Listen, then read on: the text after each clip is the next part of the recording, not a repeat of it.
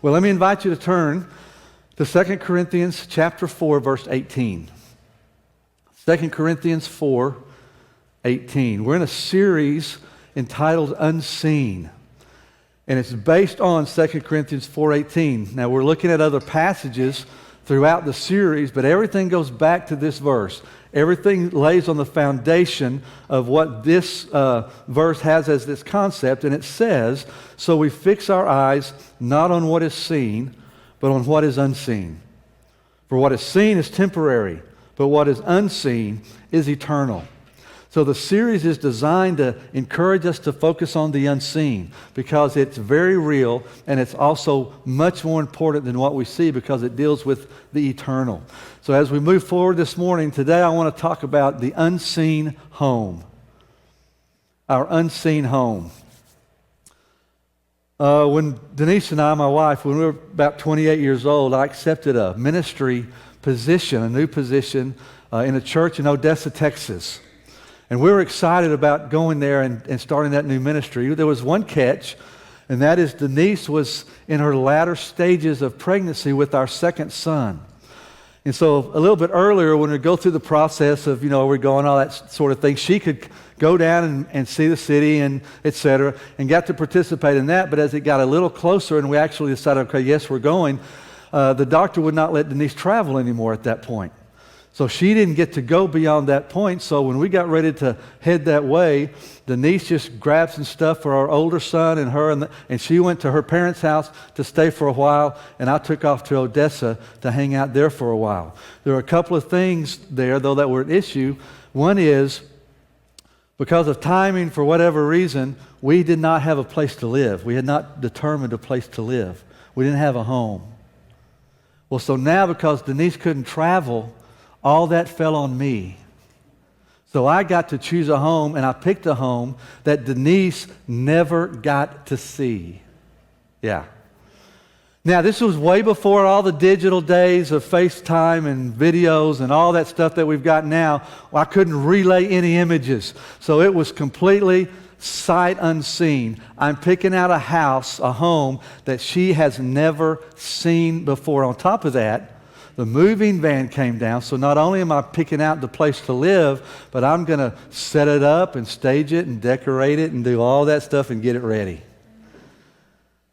Well, I traveled back and forth for several weeks until Denise actually delivered, went back, had the delivery 2 weeks later. Now we're able to go, and we pack up all her stuff, and she goes to Odessa with me to see this house, this home that she has never seen before. Now, I'm telling you, she was very gracious, but I'm sure she was very anxious, very nervous. I would even say she's probably terrified because she knows who the one that was picked it out. But we drive up there, and she's very gracious. The first negative is it was actually a 2-story townhome. She's just had a baby, and bedrooms are upstairs. So now she's got to walk up and downstairs all the time. It's in the middle of the summer. The upstairs was hot as hot could be, and it's in the middle of summer. That was kind of strike number one. But then number two, as we looked through the house, again, she was very gracious. Her mom was also there, and she made the comment to Denise, "Hey, honey, we're going to have to change a few things." Well, I don't know if it was the next day or one day when I went off to work, Denise decided she needed to change all the kitchen stuff. I'd put all the stuff in the kitchen where I thought it needed to go, where I thought it was a good place, but it was the wrong place. So she was going to rechange it, but she was so nice that she waited till I went to work, and she later told me, "Honey, I changed all this stuff, but I just didn't want to hurt your feelings. I didn't want you to know." So here's the deal with the unseen home. When you talk about an unseen home, you're moving to an unseen home, it's got to create some anxiety, some questions, some fear. This morning, I hope just the opposite is the result. As we talk about our unseen home as believers, I hope it does just the opposite, and it creates a sense of hope and joy and excitement and peace, knowing who is preparing that home for you. So let's look at the passage. Our next verse than what we read, 2 Corinthians chapter 5, pick it up in verse 1. It says, "Now we know that if the earthly tent we live in is destroyed, we have a building from God, an eternal house in heaven, not built by human hands. Meanwhile, we groan, longing to be clothed with our heavenly dwelling, because when we are clothed, we will not be found naked. For while we are in this tent, we groan and are burdened, because we do not wish to be unclothed, but to be clothed with our heavenly dwelling, so that what is mortal may be swallowed up by life. Now, it is God who has made us for this very purpose, and has given us the Spirit as a deposit guaranteeing what is to come. Now, the key phrase here is in verse 1, that we have an eternal house in heaven. We have a forever home, a forever dwelling place, and it's a building from God. It's not been built with human hands. Rather, it's been built by God's hands. It's a home built by God. I know some of you are in construction. Maybe you're a contractor. Maybe you're a builder. Maybe you've had a home built for you. Maybe you just love going to look at open houses and you just enjoy seeing beautiful homes. We know there are some builders who just have a great reputation for the homes that they build, right? They're builders. So if you know that this person built the home, you know it's going to be beautiful. You know it's going to be sound. It's going to have quality craftsmanship. So just imagine that when you think about our unseen home, who the builder is. The builder is God. So just imagine how beautiful and wonderful and incredible this house and this home is going to be. Verse 2 says we really have good news because we're going to be one day clothed in our heavenly dwelling. That's kind of a mixed metaphor here. It talks about being clothed, but it's just the idea that we're actually going to be in this heavenly dwelling, a home that's been built for us. So this morning, I just want to share a few truths about this unseen home. Using 2 Corinthians 5 as kind of our launching pad, talk about some truths to encourage us about this unseen home. So here's truth number 1. This place is not heaven. This place is not our home. Now that's a kind of a no kidding moment, Captain Obvious kind of moment. We all kind of understand that, right? This place is not our home. But it never hurts to be reminded and to be reminded of the very basics. You may be familiar with Coach Vince Lombardi's great line, "This is a football." You may remember that. But you may not know the whole context of why he said that and what happened as a result of that. But in 1961, the Green Bay Packers had just assembled for their first day of training camp. They had just finished the previous year losing a late fourth quarter lead and losing to the Philadelphia Eagles in the NFL championship. And so now they've gathered this next training camp and they're fired up for this revenge tour. Well, Coach Lombardi comes into that first day of camp and he's holding a football and he says, "Gentlemen, this is a football." Now he's talking to professional athletes, men that have been playing football all their adult life, probably most of their childhood life. And so he's got a football starting with the very basics. This is a football. But Coach Lombardi was committed to going through the basics, tending to the basics. In fact, he spent the whole training camp just rehashing all the basics about football. In fact, it was so basic that some of the players were noted as saying, "Hey, Coach," just jokingly, "Hey, could you slow down a little bit? You're kind of going a little too fast for us here." But as a result of that, the team became best at tasks that all the other teams kind of just took for granted. 6 months later, the Green Bay Packers win the NFL championship by defeating the New York Giants 37-0. Just a reminder of the importance of the basics. And here's a very important basic. This place is not our home. It's not heaven. That's why verse 2 says, we groan, longing to be clothed in our heavenly dwelling. Verse 4 says, while we are in this tent, we groan and we are burdened. Uses these descriptive words like groan and burden. It means that it's this like this sound that erupts when you're in deep pain. It's talking about this being in distress, being in a tight spot, being burdened, being under pressure, being weighted down. In this life, we have all of this that burdens us and grieves us. Therefore, we long for our heavenly dwelling. We crave, we desire this new place. Why, as believers, would we crave and groan and long for this other place? It's because this life is hard. This life can be really difficult. This place creates a lot of trouble. In fact, John 16:33 says, in this world you will have trouble. So this place is not heaven. This place is full of pain and sorrow and tears. Life can be hard. It can be discouraging. It can be frustrating. Our bodies are getting older. Unrighteousness just seems to be abounding. This world's getting more and more evil. So because of that, we long for heaven. We groan for heaven. Why? Because that place is not like this place. In fact, that place is like no other place. That place is a one-of-a-kind place.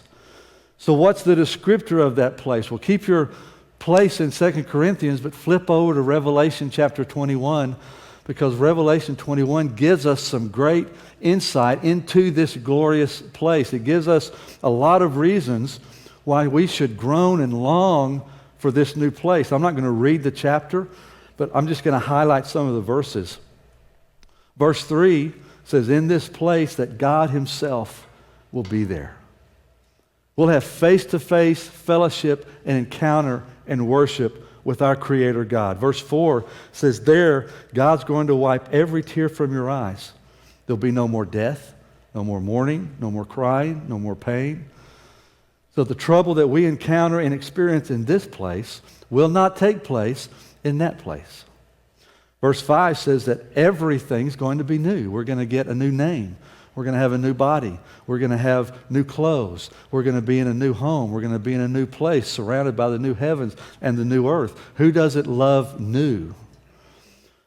Verse 11 says that this place will shine with the glory of God and the brilliance of God. Verses 18 through 21 talk about the beauty of this city. It's made of precious stones, every precious stone imaginable. And just think of, in this world, the precious stones now that are still impure, how beautiful and how amazing the precious stones are now. But in that place, those precious stones will be 100% pure. Just imagine the beauty and the glory and the majesty of that place, what it's made out of. Verse 23 says, our heavenly home is so full of the glory of God that you don't even need a sun or a moon. The glory of God just shines. Verse 27 says that nothing impure will be there. There are other passages in Revelation and other places in Scripture that just says we're going to enjoy unhindered worship of God, unhindered fellowship with God, unhindered and uncomplicated fellowship with other believers. It's going to be a place unlike any other place. Revelation 14 and Hebrews 4 says that in this place we will experience Sabbath rest.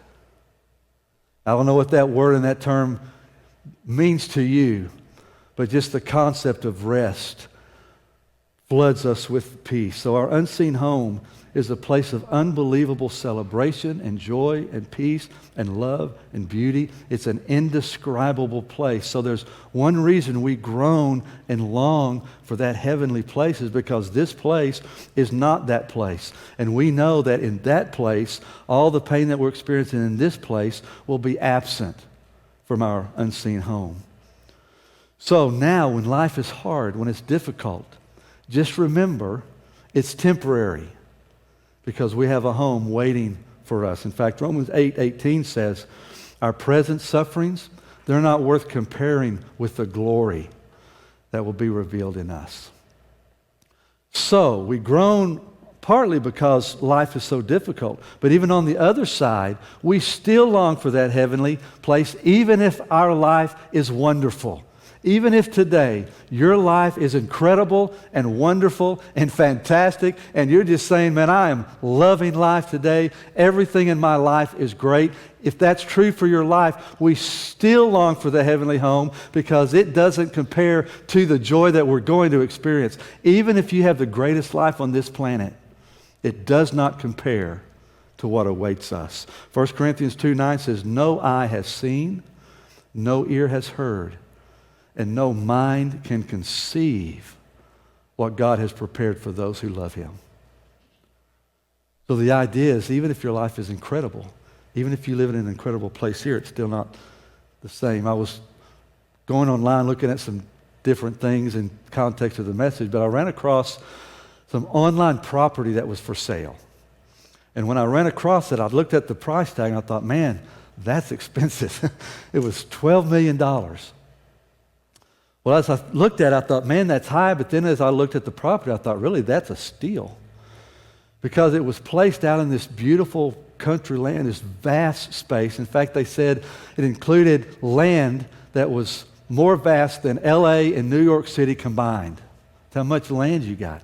It had 6 homes that were kind of in this cluster.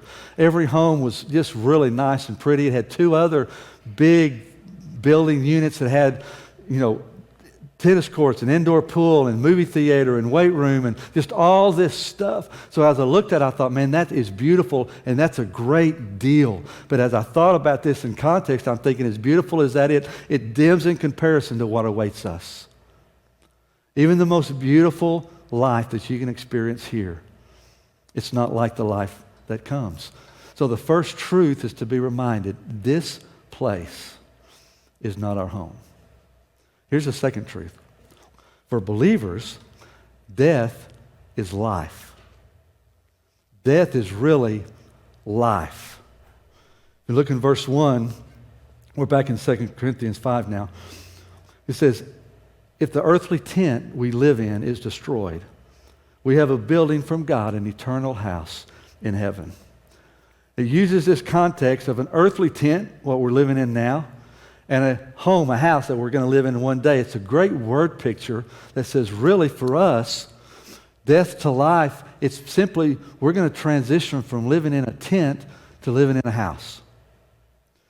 Now, I know a lot of you love to go camping. You love to be out in the great outdoors, in a tent, out in the wherever. I'm not one of those people. I do not like camping. And I'm unashamedly admitting that I don't like camping. But I know that some of you probably have some great tents and you love spending time in the tent. Well, getting online, I just did some research and there are some incredible tents available now. You probably know that. Maybe some of you have some unbelievable tents, but these tents are absolutely amazing. I think it's probably because they're trying to get people like me to go camping. So if I can get a nice enough tent, maybe you'll go camping. Well, I saw some great tents, but I didn't see any tent that made me want to live in that tent instead of my house. I didn't find a tent that I liked better than my house. And this is really the idea of what we're talking about. When we pass from death to life, we're passing from a tent to a house. And it doesn't matter how incredible your tent is here. It doesn't compare to the house. In verse 4, the end of verse 4, it says, we do not wish to be unclothed, but to be clothed with our heavenly dwelling, so that what is mortal may be swallowed up by life. This is such a beautiful word picture. It uses this phrase, swallowed up by life. We will be swallowed up. Now that phrase means to be devoured, to be consumed, to be overwhelmed, to be drowning. And typically when you use that phrase, it's a negative concept. It's an unpleasant state to be in. It's saying, man, I'm in over my head. I can't handle this. I'm overwhelmed. I'm drowning here. I just can't do this. That's what the picture generally is. It's negative, but not here. Here it's just the opposite, because it says we will be consumed. We will be swallowed up by life. That word life is the Greek word zoe, which means life as God intended. It's a life that only God Himself can give us. So our journey from death to life is being consumed with life. When we pass from this place, we literally will be consumed with the life that God intended for us. That house will be indescribable and unbelievable. In fact, verse 5 says that He made us for this very purpose. The reason He made us was so that we would spend eternity in this forever home. Now this word made, it doesn't mean create. It means accomplish, to achieve. So what it means is that our step into heaven is the accomplishment of God's purpose for us. So everything that God did in what we call the salvation story, the gospel message, through the life and death and burial and resurrection of Jesus Christ, through the cross, through the blood, through the forgiveness of sin, through our faith, the whole story of the gospel is all about one purpose, and that's so we spend eternity with Him. That's the whole goal. And so this says He has reached that goal by giving us the opportunity to step into life. Now, what this says practically is everything in your sanctification process right now, what God's doing in you and through you and for you, conforming you more into the image of Christ, etc., all of that has an ultimate goal, is to be able to spend eternity with Him in your unseen home. Now, this sanctification process also has a here and now application. It's also helping us now to be more conformed to the image of Christ, be used by Christ. It has a present application to it. But the ultimate purpose and goal is that we spend eternity. So it's a word picture that we're simply, upon our death, we are simply going to be swallowed up by life. Here's the third truth. This tent life has a purpose. I'm calling our life now in this body, in this place, in this world, as tent life. Verse 1 says we live in an earthly tent. Verse 4 says we live in a tent. So currently, we'll just use that analogy and call this tent life. We are now living our tent life. And that word tent has a couple of meanings, but one of them is tabernacle. It's something that's portable, movable, temporary. And it has this concept of the tabernacle. You may be well acquainted with the tabernacle. God gave instruction to Moses to build this tabernacle while they're in the wilderness for the children of Israel.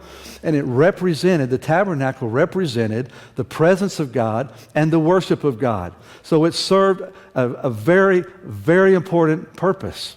It was so you could experience the presence and the worship of God. But it was temporary. It was portable.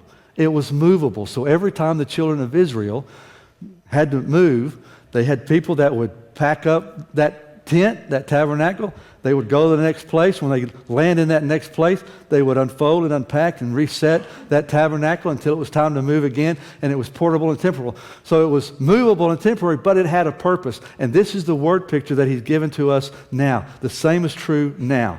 Right now, in this tent life, we have a purpose. Our life is temporary. One day, God's going to say, okay, it's time to pack up and move up.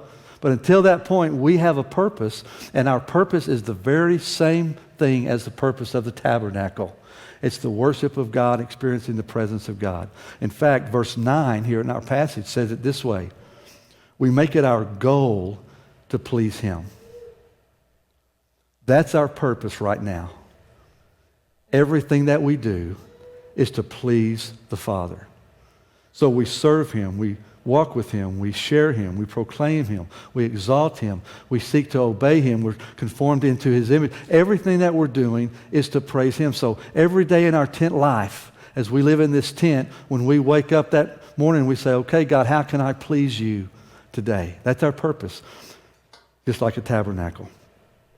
And then one day, just like He did with Moses, okay, we're moving up. Let's pack up this tent life and let's go to our eternal home. Here's the fourth truth.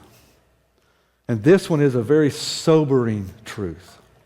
And that is that our unseen home is both inclusive and exclusive. Simultaneously, at the same time, our unseen home is inclusive, it's all inclusive, but it's also exclusive. The opportunity to live in this home is inclusive. Revelation 22:17 says, whoever is thirsty, let him come.